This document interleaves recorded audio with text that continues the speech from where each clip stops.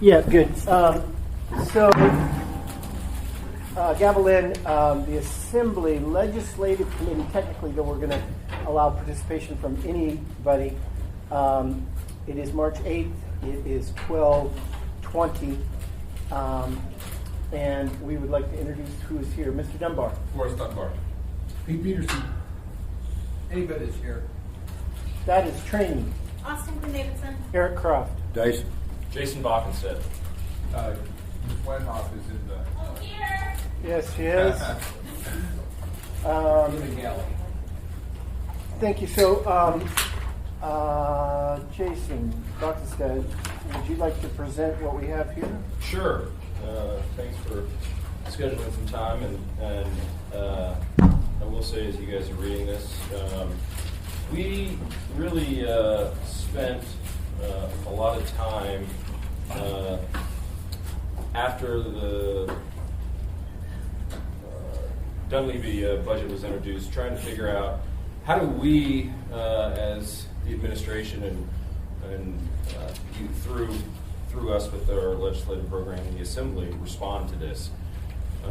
In years past, typically we have a 4 or 5 page document where, we, at least the last few years, have just requested on the capital side money for the port. But then in addition have had other minor legislative requests to give us more authority, more control over certain things. But obviously, as we saw with the size of this budget cut and what it would do, not just to Anchorage, but the state, and really how different it was from everything that we had heard during the campaign on a lot of these things. And through us going out and talking to different community councils, different groups, hearing everyone that calls and emails us about this budget, we came up with a kind of different idea this year, because I don't think we can do business as usual. And essentially that is that we are requesting that the governor come to Anchorage and hold 3 town halls so that the residents of Anchorage can ask them the questions about his budget, his justification for it, and why he is doing the things that he is doing. I think as a lot of people have seen, if you've watched the legislature, at least, there hasn't been a lot of justification for this. There hasn't been a lot of analysis for this. So we're kind of left in this limbo of trying to figure out how do we handle this. And as everyone in this room was just in the joint school board assembly meeting, if we're just trying to figure out how do we come up with the money to handle the school district side, you're looking at significant property tax increases. So the final thing, in terms of this budget that I'd just like to comment on is I'd argue that this administration didn't make any hard decisions. He has basically said, you guys, the municipalities, the hospitals, the schools, you guys figure it out. I'm not going to provide any leadership. I'm not going to provide any vision. I'm just not going to do anything. You guys figure it out. And I think that's just a wrong approach. And I think that, the mayor and this administration believe that he should hear from the residents of Alaska's largest city about how those cuts are going to impact, this city and the state as a whole. So with that, I will be happy to, maybe the mayor wants to say a few words, but also happy to have a conversation and answer any questions. Yeah, this is a different approach, but it just seems like a year where we can't ask for changes in the fire code. It's that, or yeah, and so it probably begs for a different approach than we've done. I would add that I think you're exactly right. That I think anything we ask for, I think people are going to look at and go, "You're asking for paint to paint the interior building while the house is burning down," and that it seems tone deaf to us. Mr. Dyson, Mr. Train. Yeah, so obviously the budget's the girl in the middle of the room. I think your approach is utterly wrong. All you're trying to do is get him to feel worse and hear from more people. And let me tell you, he's hearing it in spades. I think our effort should be spent with the leadership, particularly the finance committees of the two houses. They've already signaled that the governor's budget isn't going forward, and the governor has said you got, in essence, he says you've got 3 or 4 decisions. Cut all the costs that cut costs and deal with the mess that he's proposing. Take money from the constitutional budget reserve and the earnings reserve account, and or increase taxes of some sort, or like you progressives and some of you want, tax the oil companies, force them to pay all the delta, or something, some mix of that. Those decisions are going to be made in those houses, and that's where I think our influence should be. And we've got some pretty darn reasonable people in those positions, and quite a few of the reasonable ones in Anchorage. So, sorry, I didn't mean to be harsh in my judgment about your strategy. I think it's wrong-headed. We got that. Ms. Treen. This administration, I think we've got some priorities. First one, of course, is important. Because we have 80% of the goods that come to Alaska, not just to Anchorage, to Alaska, come through this port. And the state can't back away from that responsibility because it affects people's lives. Most of us don't have, Sandy does, most of us don't have 6 months of food at all. It shuts down your screw that after a week. Sandy's not. My wife got 6 months put away. Nonetheless.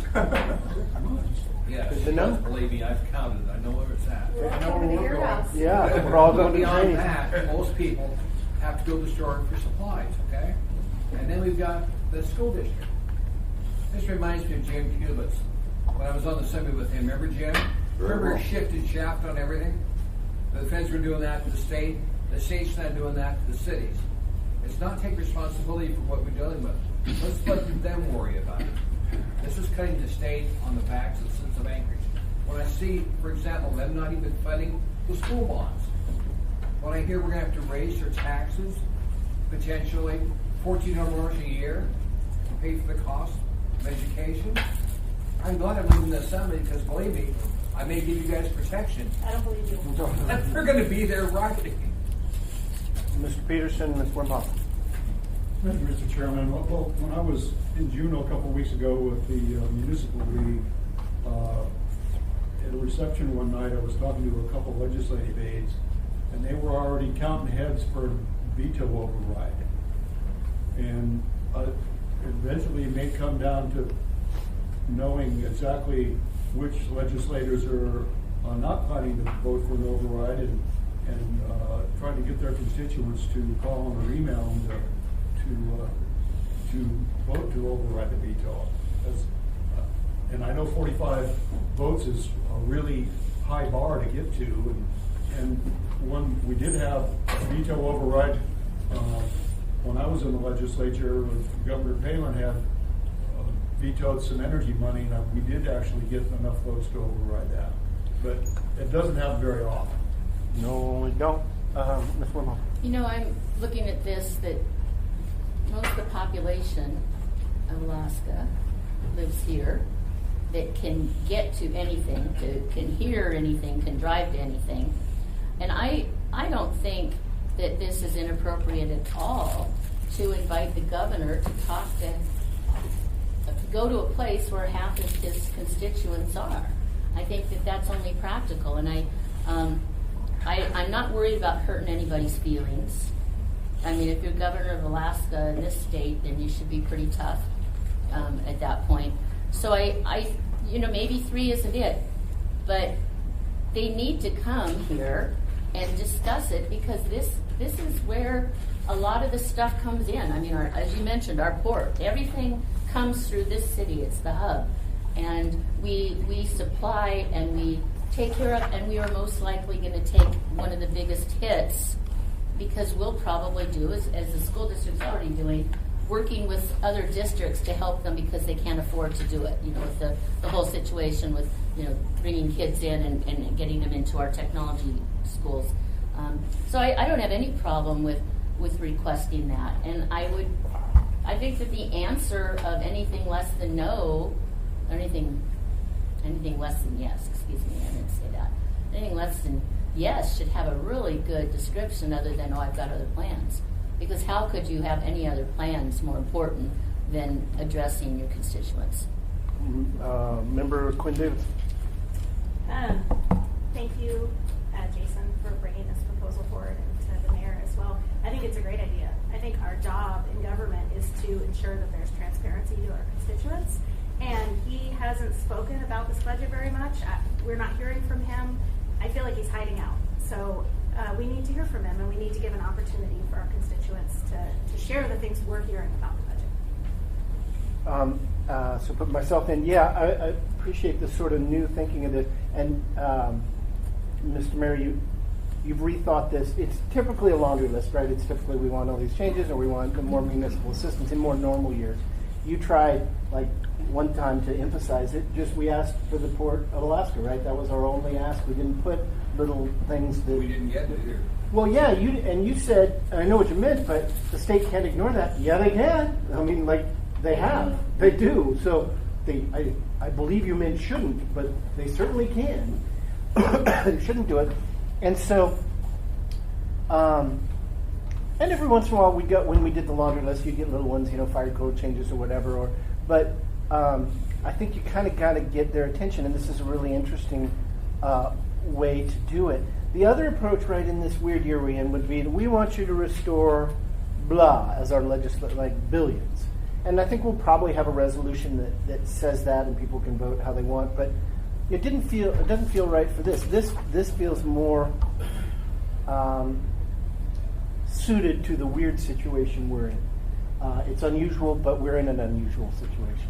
And to your point, Mr. Dyson, I'll put you in. I mean, I do think the game is the governor, not the legislature. And I cannot count to 45. I don't know the bodies as well as I used to, but I think it's very easy to count 5 senators and 10 House members that would stick with the governor on a veto. And so I think that working the internal legislative to try and get them to overrule cuts that a lot of them have said nice things about in their campaigns and part with a Republican governor, I just think is going to be a hard sell. And we'll probably have to do that too, but the person with the veto pen is who we need to concentrate on. If he does that, if he does those line item vetoes, is it 45? Mm-hmm. 3/4. Yeah, and then 40, 2/3 for a regular veto. Yeah, Mr. Dyson. Yeah. So it is important for us to give the people a voice. In a constitutional republic, the primary where for that voice to go is to their elected representatives. We're not a democracy where the people vote on policy issues. People pick the wise and reputable people in their area to represent them. It's great to have all the input we could, and we have amazing tools in our hands these days. And the governor is hearing a lot, and so on. My own analysis, and I'm always reluctant to speculate on people's motives. All that integrates for me in his plan is he said, "Here's what I promised. Here it is. If you don't like it, you come up with a better idea." And that's where the legislature is going to be involved. $1.9 billion is what it takes to fulfill Dunleavy's PFD purpose commitment. Are the legislatures going to fund that all? I don't think so, and so on. There's $2 billion left in the constitutional budget reserve, and there's a significant amount of money in the earnings reserve account. So what's going to carry the day is those who come up with the best solution, and it won't be perfectly done, it won't be perfectly implemented. Probably be a combination of those things. Pete Kelly kept saying, no new taxes until the cuts have been made. we're really close to having most of the cuts that can be made. Remember, the state budget is such, if you fired every state employee and stopped all state functions, you'd save $1 billion. You know, so, and there's, all of us know specific areas the cuts already are pretty draconian in limiting performance. So what's going to carry the day is the person that comes up with the best combination of solutions, and it might be a piece of all I just said, and so on. That's why I don't think the governor is going to, at least in the short term, come up and say, okay, this is what I'll compromise on. It's going to be the legislature who will come up with a combination, and then they'll fight it out. That's why I think we need to be talking to and supporting the leadership and the finance committees in both houses. Mr. France and then Mayor Berkowitz. Thank you, Mr. Chair. And apologies since I missed the first part of your presentation. I mean, is there any downside or risk in asking for the town halls? I understand the point that it's a representative democracy. However, given the campaign promises and the expectation of large dividends, I mean, I think this may be a key point in people helping to understand the cost of those large dividends to other parts of the state budget. It would seem like we would also be focusing on the legislative part as well and continuing to identify the areas of the proposed budget that will impact Anchorage and what's needed as an alternative. Excellent. Mr. Berkowitz, Mayor Berkowitz, and then Dick Training. Yeah. Let me sort of walk around. I think Dick is right. We should be worried about the port, but what we've seen is there's not going to be capital money. So until this budget piece gets fixed, it's not that we're not going to advocate for the port. We'll continue to advocate for the port, and we're going to have significant allies as we do that. But I'm also going to sort of disagree with both former representatives, Dyson and Croft, on a couple of fronts. First of all, I think we can engage both the legislature and the governor simultaneously, and I think we should be able to do that. We're capable of multitasking, or at least people I know are. I myself might be suspect in that regard. Fred, one of the things that enabled us to work together is we got to know each other. I knew what your principles were. I knew where you stood on things. You knew where I stood on things, and we could sort of figure out. Middle ground isn't the right word, but where we can take common cause. Where we can take common cause. This governor has not. He's not consulted with us. He's not accepted prior offers on our part to go meet with them. So we don't really know where he is, and there's a little bit of a selective approach on the administration's part about which promises they're keeping. They went to Ketchikan and said, we're not going to cut the ferry system. He told the schools that he's going to protect the schools. I think that's not it. But I also know that usually there can be ways forward that might enable him to, on his face, say, yes, I've kept my promise about paying out for dividends and not compromising the future of the state and respecting the handshakes that exist between state and local government. But until he and it's way different than you read something on Facebook or Twitter, and when you watch somebody who is in pain because of a budget decision. And I think it's important for him to see and hear from Anchorage, because to my knowledge, he's not done that yet. Respectfully, there is nothing wrong with inviting him to come and talk. There's nothing wrong with him talking and hearing and answering. And this is not binary. Our job is to solve problems and figure out solutions and make things happen. And we're trying to do it in our own jurisdiction, but we need to help both with our ideas and our support responsible people in Juneau who are working on solutions.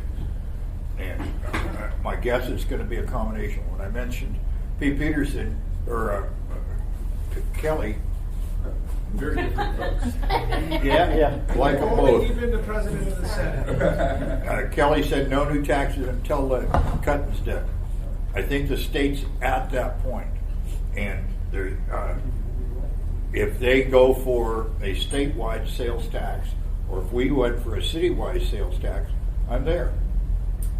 You know, and that a statewide sales tax would give Dunleavy cover for and help on paying the darn dividend plus that he promised. But we can, you know, those are combinations. All right, so I said it. Talking's fine, visits are fine, him hearing's fine.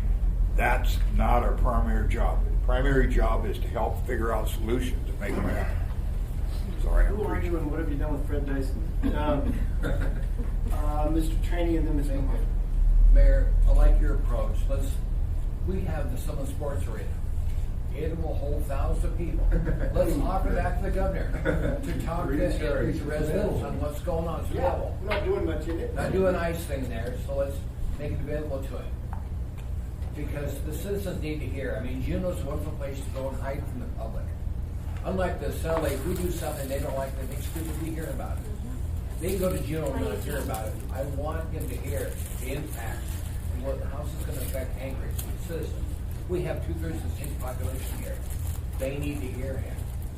And the governor ran on one platform, that was, we're going to increase your PFD. He promised them butter and milk, and people laughed that up because no cost to me. And there are people dumb enough to just want nothing but their PFD. I've heard them talk about it. That's all I care about is the PFD. So let's invite the governor and say, we've got a place to talk to public, it's a safe place, and do the Summit Sports Arena. But Fred, when you talk about a sales tax, keep in mind, this is Anchorage, we have Willendorf right here. You could not tax a single thing they put on Elmendorf. And they could sell everything there from boats to cars and back again. And Congress this year passed a law that if you're ever in the military, honorable discharge, you can use your catalog to order products, tax-free. And when the public understands that, it blows the sales tax from Anchorage away. Because you got to figure out what's the leakage here. We're a military town. That's where they're going to buy the goods at, and you're not going to go tax them. Roger that. Okay, Member Whitlow. Yeah, just to comment on the tax, I've never been a fan of the state-wide tax because I think that that's where local governments have some leeway, and if you tax on top of that, it just makes it tough. That's just my short thing. But what I like about this, it's saying so he can present his budget. So it's not saying just bring him here and let people yell. It's saying bring him here and let him defend it and explain it.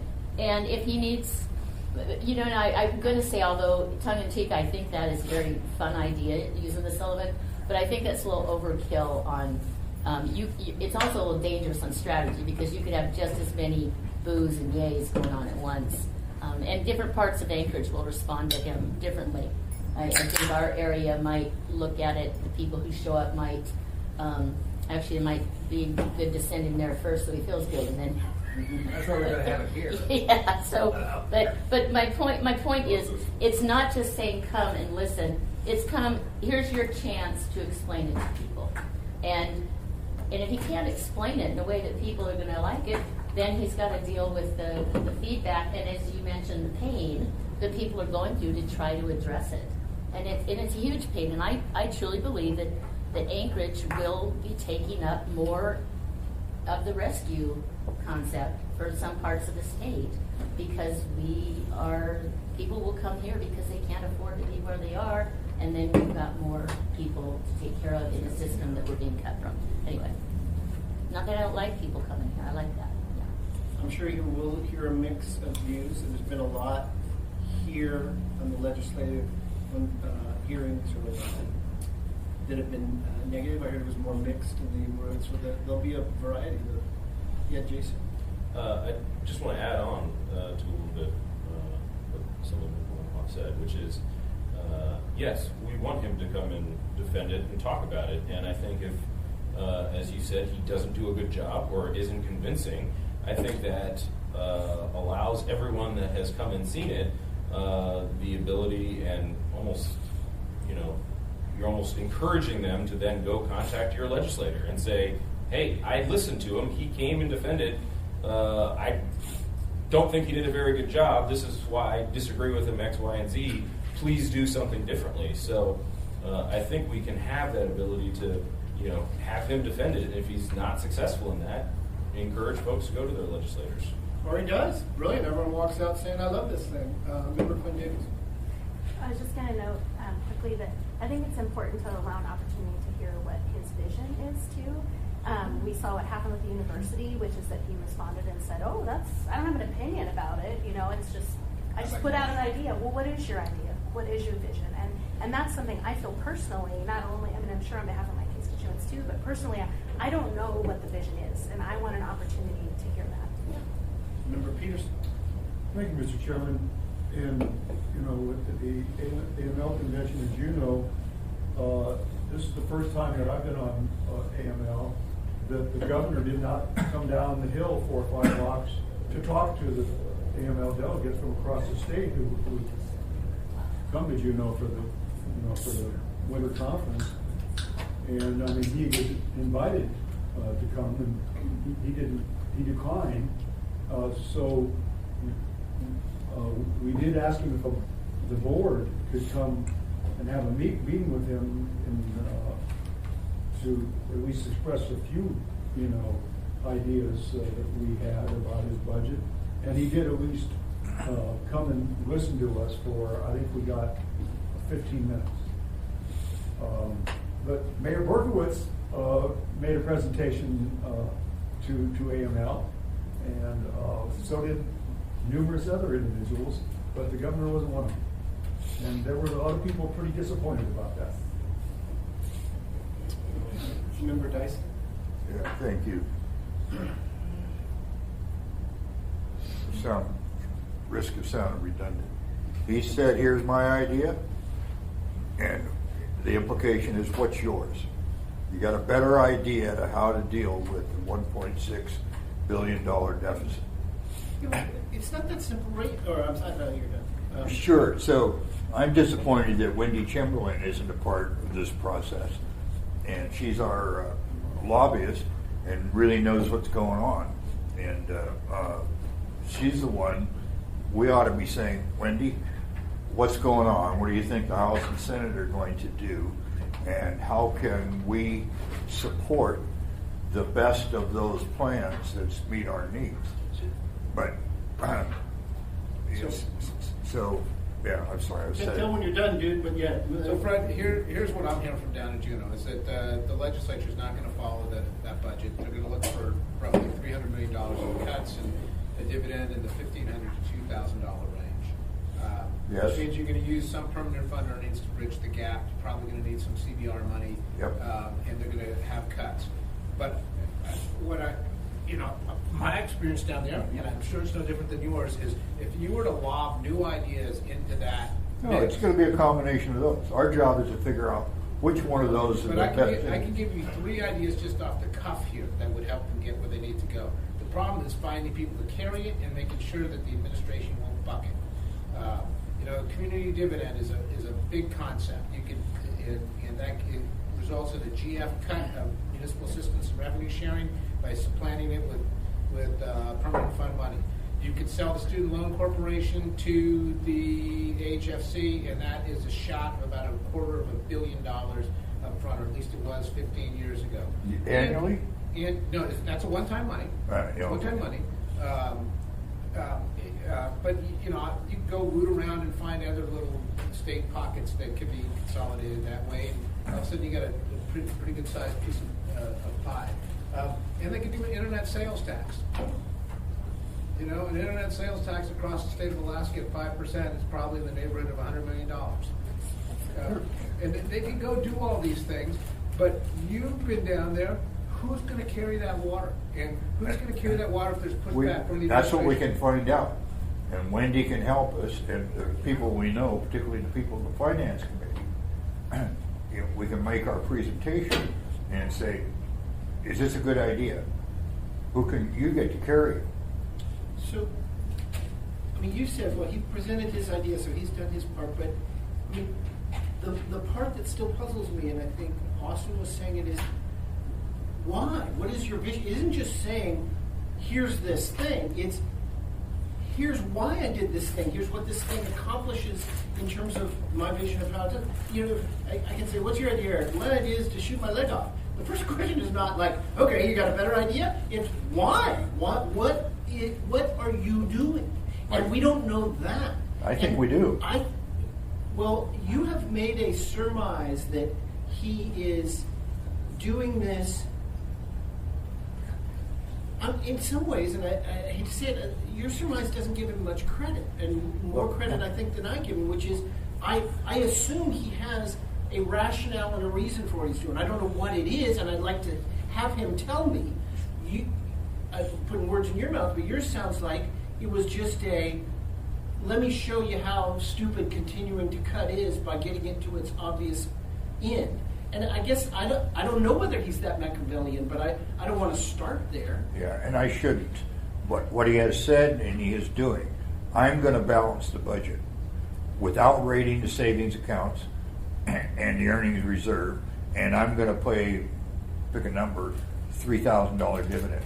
That he said, and that's what he's produced, a budget. That wasn't what he said in the campaign. He did say the dividend part, but he said a lot of other things that were not this. Yes, yep, but he did say he's going to balance the budget without raiding the savings accounts. So, Peterson, Wim Hof, Dunbar is what I got. Thank you, Mr. Chairman. And from some conversations I had heard of and participated in when I was in Juneau a couple of weeks ago, I think what he might be trying to do is he's talked about and campaigned on bigger dividends, the mathematical formula type dividend and paying back the past dividends.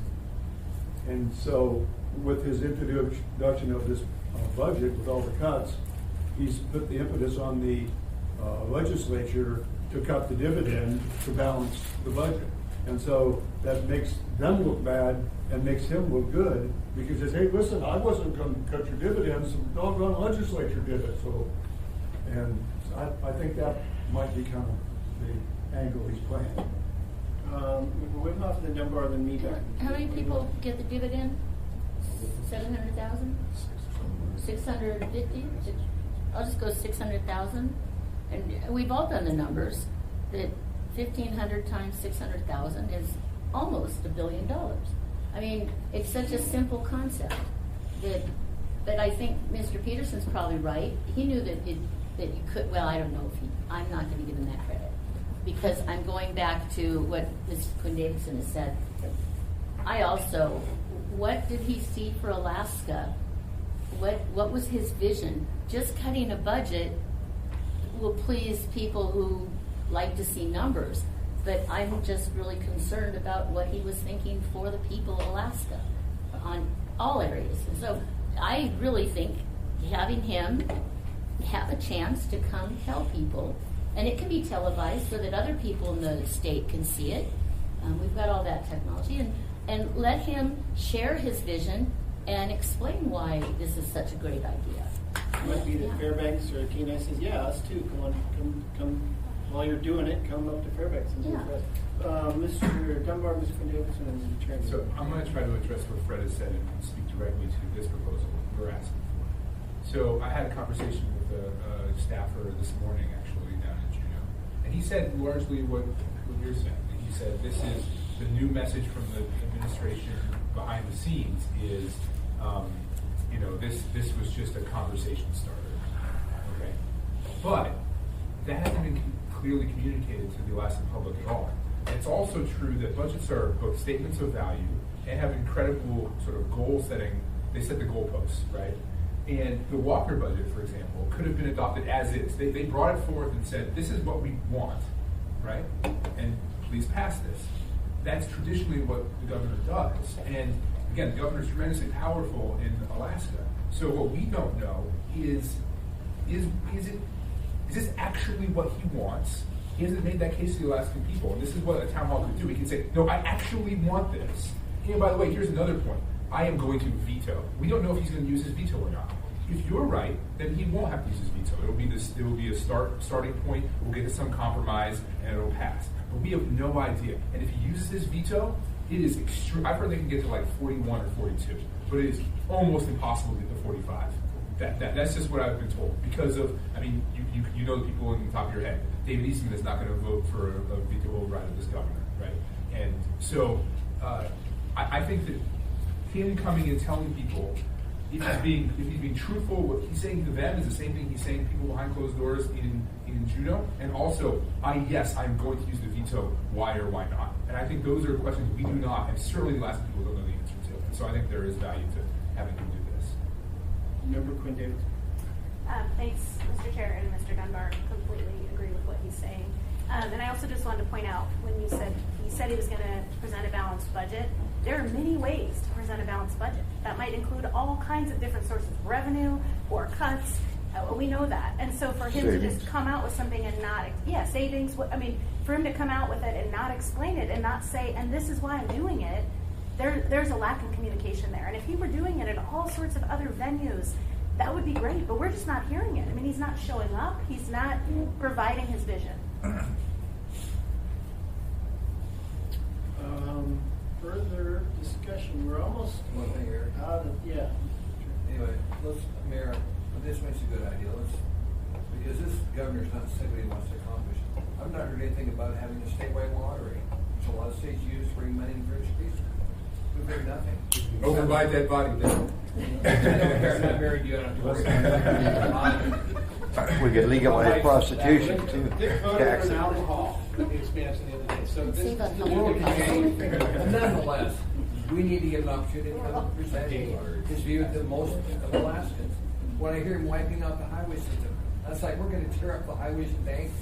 He's not doing that. He's taking care of the marine highway, wiping them out. We're so town. Let's close the parks That's the out. only way. Maybe we'll need to have a toll booth on the highway here to raise money for the city of Anchorage. For the Mima Valley. Oh, wow. Oh, a toll bridge on the plan. Drawbridge. Drawbridge. We need to put it by a hood. Yeah, when I first read this, I don't know, I didn't like it, but I'm liking it more and more. It's different than we have, but I think it fits the weird situation. And the opposite is true, right? If we said, oh, we want to talk to you about the fire code, I think we're just silly. Or even in this format to list every cut and billions of fiscal plan. I don't know. I think it is what Mr. Dunbar said. We need to understand why.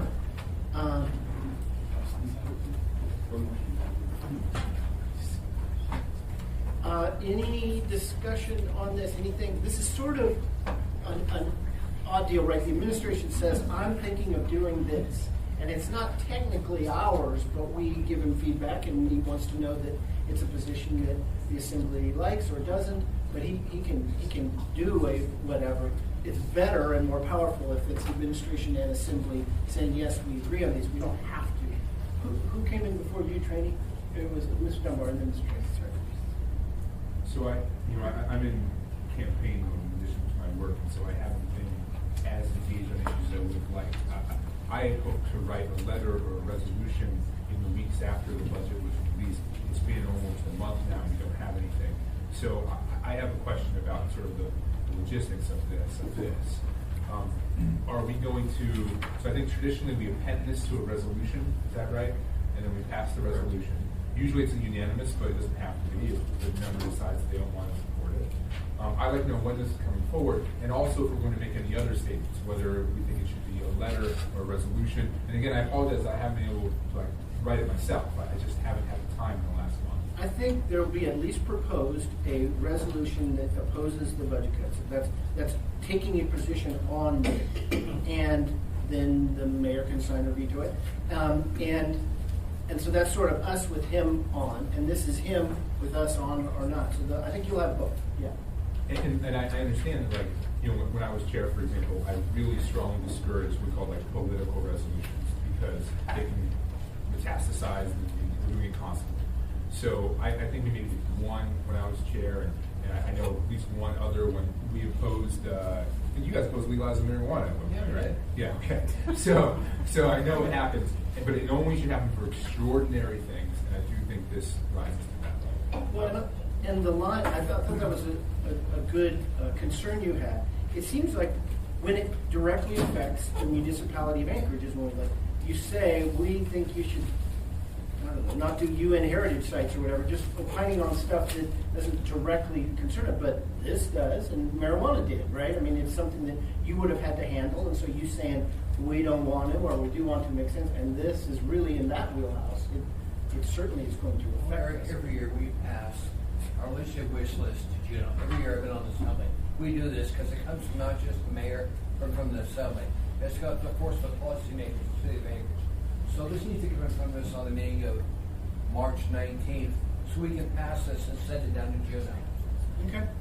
I will get it on that agenda. Yeah, I would just add that was my plan as well to answer Assemblymember Dunbar's question that we anticipate this being on March 19th. And then, do people want to have at that same time to consider and vote on? We oppose the budget cuts thing, and you can decide whether you like that or not. We could put it the opposite. We could do, and we support the budget cuts and then vote You it know, down. it's interesting.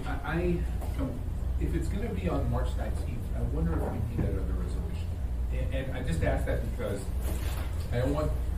It says, let's see. I mean, there's a pretty strong language in here too, and it has a concrete ask. And I want to make sure that if a news story, That it's focused on that that. it's focused on this. So I don't know. How do you feel? Maybe Mr. we Wellington, only need you this got a instead of the two resolutions.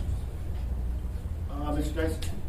Yeah, so I don't want to be overreactive here, but I think we're getting into the tail end of a long parade. We're saying the same thing as everybody else. Don't cut the budget. Oh, woe is me. And ain't it awful? 30 verses. I think we ought to come up with some alternatives that could help his problem and help ours. And let me tell you, if you guys, all you want to do is whine, get in that long parade of whiners, I'm out. Well, that's the opposite of this, though. We didn't say we hate the budget and this is stupid, and I mean, it's none of that. It's come tell us what your deal is. Yeah, but you just said that our message was going to be don't cut the budget. Well, no, I said the opposite. I said I could put something that says we love the budget, and you can vote it up or down. But this is very different from. Yeah, you're right. Yeah, but still we're saying here, the consensus of this group is we don't have any ideas except don't cut the budget. And I think that's the He long. just put 3 ideas off the top of his head. Sure, and they're good ones, and so on. And I've got a couple too. Yeah. But nothing you're going to say here, it is what we're going to send to him in late March, talks about our solution. Well, when did that become our job? That was our old job, Fred, not our job now. Okay. I'm not All right. writing the state budget. So We're in a position of being able to offer partial solutions that help suit I us. can't vote on any state issue. I mean, you do know what my job, I think, here is to say this is the way it impacts the citizens and the municipality of Anchorage.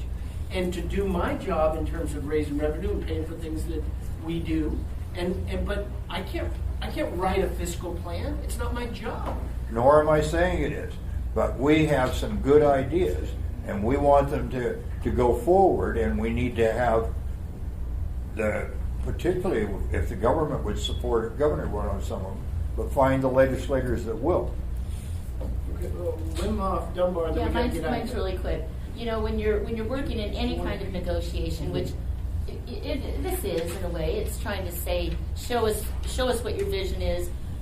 If it's a real honest discussion, then showing what your vision is then allows us to say, oh, well, now we understand, so maybe there's something we could work with on our end. And I think that's what's so important about having honest discussion.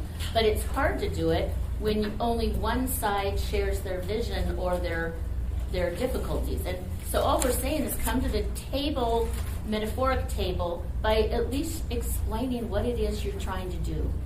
And then maybe we can respond. But it's hard to respond when we don't have that other side talking to us. Mr. Dunbar. Yeah, I was just saying, I hear what you're saying, Fred, and I think that many of us will share ideas going forward.